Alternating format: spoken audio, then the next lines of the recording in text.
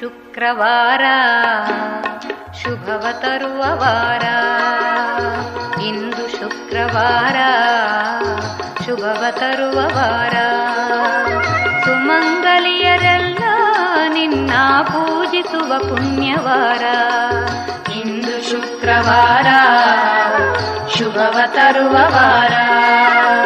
ಸುಮಂಗಲಿಯರೆಲ್ಲ ನಿನ್ನ ಪೂಜಿಸುವ ಪುಣ್ಯವಾರ, ಇಂದು ಶುಕ್ರವಾರ ಶುಭವ ತರುವ ವಾರ.